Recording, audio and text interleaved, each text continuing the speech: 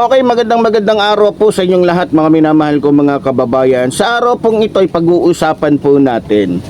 Ito pong naging pahayag po ni Baligod Kasi nitong mga nakarang araw nakapiyansa na po itong pong ilan sa mga hindi nakapagpiyansang marites na kasama ni Baligod. Ito yung mga walang kwenta at mga discharge na mga dating Marines na kung saan dahil walang kredibilidad itong mga ito, walang dangal, walang disiplina, walang mga modo, puro mga barumbado, ayun, na-discharge. So, ibig sabihin, hindi pwedeng tawaging mga hero ito. At dahil hindi nga mga hero itong mga ito, dahil walang mga dangal, kaya unang-una, ang dapat natin gawin, huwag maniwala sa mga ito. Dahil hindi naman ito matatanggal sa pagiging Marines kung mga ano tong mga ito, kung mabubuting tao itong mga ito. Kaya po ito na-discharge dahil unang-una, dahil mga tiwali. Mga tiwali na kung saan nagsama-sama dahil inipon ni Baligod sa utos na rin ng kanyang amo. Alam niyo na kung sinong amo ni Baligod, no? Walang iba kundi yung naano din ngayon, nai-involve din ngayon sa malawakang pagnanakaw sa pera ng taong bayan na kung saan mai-impeach na.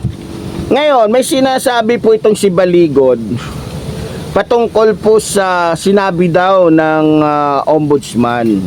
Sino ba ang ombudsman? Sino bang humahawak dyan? Si Boyeng Rimulya. Ngayon, ako'y nalilito at ako ay nangangamba kasi mukhang magkakaroon ng problema at hindi magandang pagkakaunawaan at kalituhan para sa mga Pilipino. Ito pong naging pahayag po ni Baligod. Ngayon, para maintindihan po natin, eto't panoorin po natin. Tina matapos makalabas mula sa Las Piñas Regional Trial Court ang 10 sa tinaguriang Maleta Boys Sabado ng hapon. Ito'y matapos maglagak ng piyansa na kabuuang mahigit 1 milyong piso si Attorney Levito Baligod. Nahaharap sila sa kasong perjury matapos idawit at umano'y dalhan ng mali-maletang pera sina ML Party List Representative Leila de Lima, dating Senador Antonio Trillanes IV, dating National Security Advisor Eduardo Año at Bureau of Corrections Director General Gregorio Katapang. Nagpapasalamat ako dahil may nagpadala nga ng 1,000 na nagtatalipa pa ang negosyo. Nakakataba ng puso talaga na may mga Pilipino na ordinaryong Pilipino nga.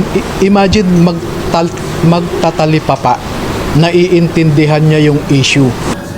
Plano ngayon ng kampo ng Maleta Boys na pag-aralan ang iba't ibang legal na hakbang kasunod ng kanilang pagkakakulong. Pinag-aaralan natin ang iba't ibang legal steps, either a motion to quash or a motion for reconsideration with the National Prosecution Service. Dito sa perjury naman, sino naman ang NPS na magsabing nagsisinungaling kami? No? Sinabi na nga ng ombudsman, credible ang mga sundalong ito. Masama naman ang loob ng ilan sa kanila dahil sa pagbaliktad ng 4 nilang kasama. Good luck sa inyo kasi choice nyo yan.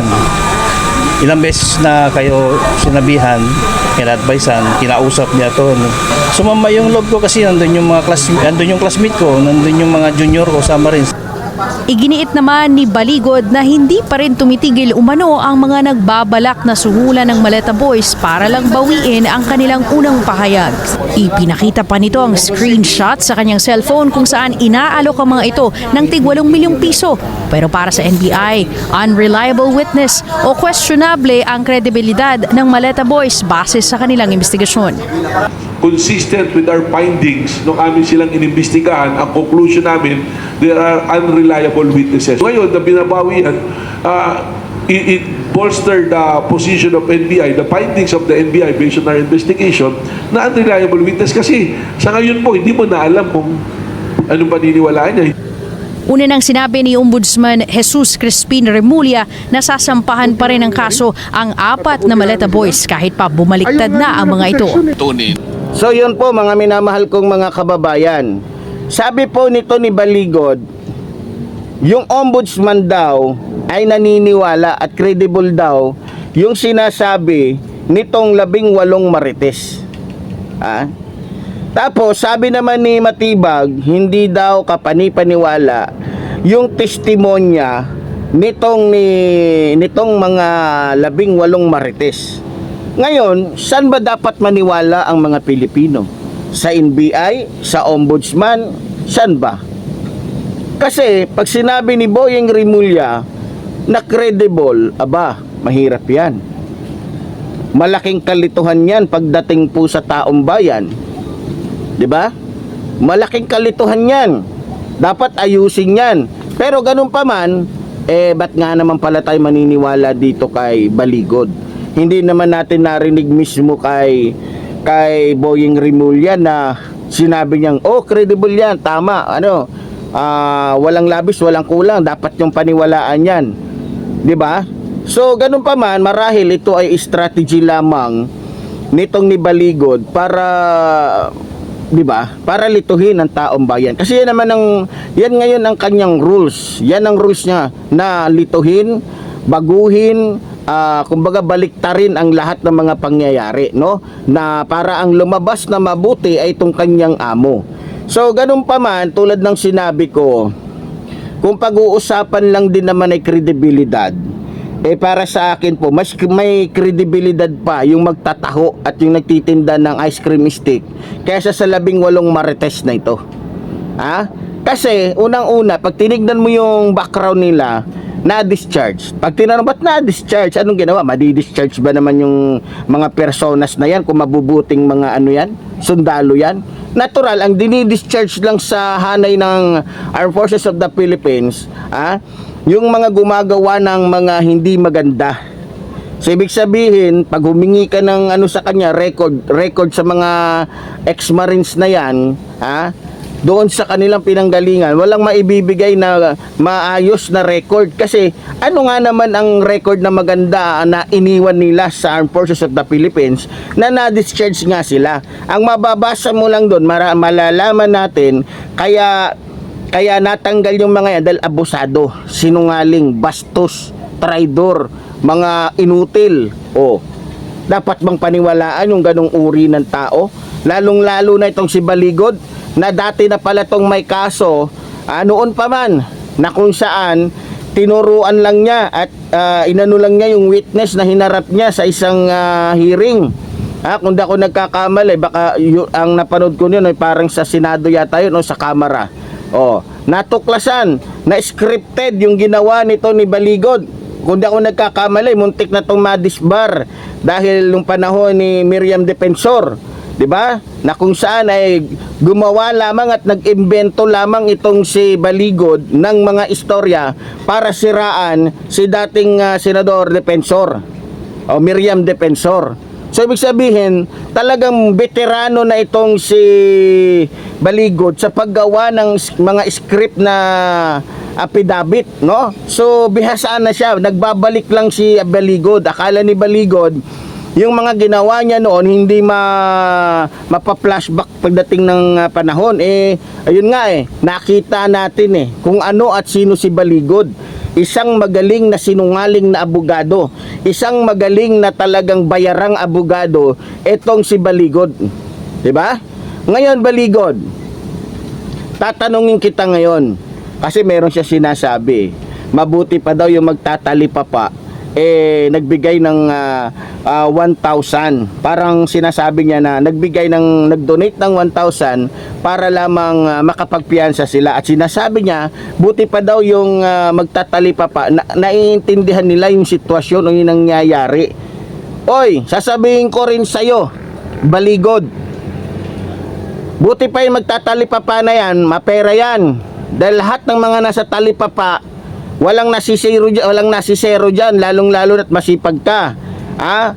Ang sabihin mo, mabuti pa yung mga taong grasa, mabuti pa yung mga taong lansangan naiintindihan ang sitwasyon ng bansang ito.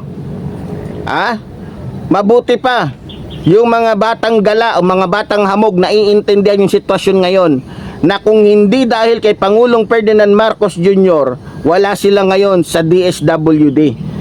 Kung hindi dahil kay Pangulong Ferdinand Marcos Jr. ngayon, hindi mananagot yung mga magnanakaw na noon pa lang ay nagpapahirap sa mga mahihirap.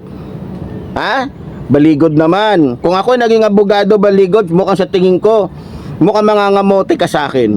Mukhang matutuyuan ka ng utak. Kung ako ang naging abogado, malamang baka sa akin ka pa lang hindi ka nauubra. Huwag ka magdrama, Baligod. Talagang galing-galing mo talaga. Habang nagsisinungaling ka na nagsisinungaling, gumagawa ka ng masama, mas lalong umiitim yung ngabil mo. Langya ka talaga. Okay na sana kahit mukha kang mukha kang sapatos Kung tapat ka sa yung pagiging abogado, hindi, mukha ka na ngang sapatos. Ngayon, nagmumukha ka ng nagmumukha ka ng doormat na maitim pa sa doormat na puro tae ang pinupunas. Yan ang hirap sa iyo Ngayon nagdadrama ka, tapos gagawa ka ng motion to quash, gagawa ka ng mga legal. Ano bang legal na ginawa ninyo? So umpisa pa lang wala na kayong legal na ginawang maganda. Puro illegal ang ginagawa ninyo. Puro mga katarantaduhan, puro wala sa batas o hindi naaayon sa batas ang ginagawa ninyo. Gusto dahil lang sa utos ng inyong amo na sirain dahil lamang sa pera na binayad sa iyo, talagang pinagsisikapan mo na maging mission accomplished yung yung mission mo na sirain si Pangulong Ferdinand Marcos Jr. maging yung iba pa. Ito namang mga sinasabing mga walang kwenta, mga discharge na mga Marines, ay talagang pinangatawanan na talaga nila yung kanilang pagiging wala na napasubo na sila Kumbaga, yung iba dyan, malamang, dahil bayad na, kaya yun, kaya porsigido na lang sila na total, hindi naman nila kikitain yung 5 milyon na yan kung nasalaya sila samantalang kung nakakulong sila, kung sakali makukulong sila sa kasinungalingan nila, yung 5 milyon na yan, maninegosyo pa nila. At syempre sa loob ng kulungan, hindi sila kawawa, bossing sila, VIP pa rin sila. Dahil sa kulungan, tulad nga ng sinasabi ko, basta may pera ka, bosyo ka doon. Hindi ka kaawa-awa doon. Ikaw ang mag-uutos doon sa mga datihan doon dahil may pera ka. Dahil pera din ang kalakaran sa loob ng bilangguan. 'Di ba? So ngayon para sa akin ako ulitin ko lang sana maipaliwanag ito ni Boyeng Rimulya at sana mabigyan niya ng panahon na maipaliwanag itong sinasabi ni Baligod. Kasi mukhang nililito ni Baligod ang taong bayan dahil iba yung nagiging pahayag tulad ng sinabi ko, iba yung nagiging pahayag ni Matibag sa sinasabi ni Baligod. Kasi kung totoo man yung sinasabi niya na naniniwala ang ombudsman, pero sa totoo lang kung naniniwala ang ombudsman na credible yung mga sinasabi nitong 18 marites, bakit sila kinasuhan? Bakit naano pa rin sila ng perjury? So ibig sabihin may batayan, 'di ba? Ibig sabihin may batayan yung sumbong ni Trillanes, ni Ma'am Laila de Lima at ng iba pa na itong mga sinasabi nga ng 18 marites na ito ay pawang paninira lamang at hindi totoo. Kasi kung totoo man yung sinasabi ng 18 marites na ito, dapat meron silang affidavit at matitibay na ebidensya na maipapasa o maipapakita sa investigador o sa piskal para hindi sila makulong. Pero ba't natuluyan sila talagang umakyat at talagang naisampay yung kaso? Ibig sabihin walang katotohanan yung sinasabi ng 18 marites na ito, 'di ba?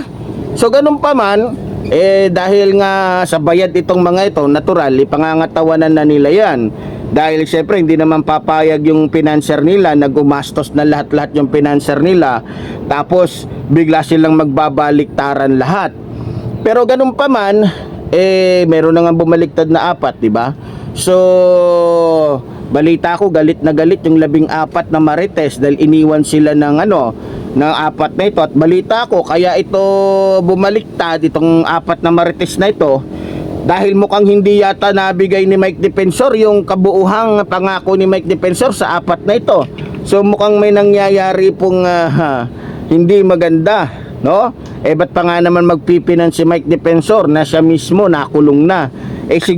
Malamang sisiguro niya yung sarili niya. Imbes na ibigay niya sa Maleta Boys, gastos din na lang niya sa loob ng kulungan, VIP pa siya, alaga pa siya ng mga preso doon, maging ng mga nagbabantay sa kanilang mga jail guard, di ba? So ganun pa man, inaasahan natin na maaayos tong lahat, no? Malalaman natin sa bandang huli ang katotohanan. Ngayon, para sa akin lang ito, practical lang to ha. Kung sakali mang totoo ang sinasabi ng 18 marites na to at may sapat silang basihan, ano na nila, idiga na nila, ha? Ipakita nila sa taong bayan.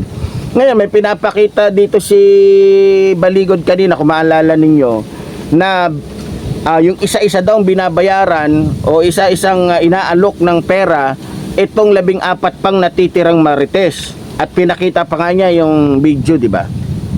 Na text. Pero text lang yun eh. Pwede naman gumawa ng ibang account tapos ite-text ngayon kay Baligod. At sino ba naman tanga nagagawa ng mensaheng ganun? Ang tanong, sino yun? Sino yung nagte-text sa kanya? Ang problema doon, baka rin, alam niyo na, di ba? Marami. Kahit ako, kaya kong gawin yun eh. Di ba? Si Baligod pa, na bihasang-bihasat, kilalang kilala na veteranong mahilig gumawa at sanay gumawa ng scripted na para lamang sirain yung isang tao, 'di ba? So ganun pa man, good luck na lang dito kay Baligod. Sana galingan mo pa yung pagiging magaling mong gumawa ng istorya, dahil pagka hindi mo naayos yan, alam mo naman kung anong kapalit niyan. Alam mo naman siguro kung anong kapalit niyan. Maliban na madidisbar ka, makukulong ka pa. Maliban na makukulong ka at marahil magbabayad ka talaga ng daan-daang milyon sa mga taong sinira ninyo, sa mga taong nananahimik na gusto ninyong guluhin, gusto ninyong sirain ang buhay. So ganun pa man, muli po, tulad po ng sinasabi ng inyong lingkod, mabuhay po ang ating inang bayan, mabuhay po ang nagmamahal sa ating inang bayan. Maraming salamat po.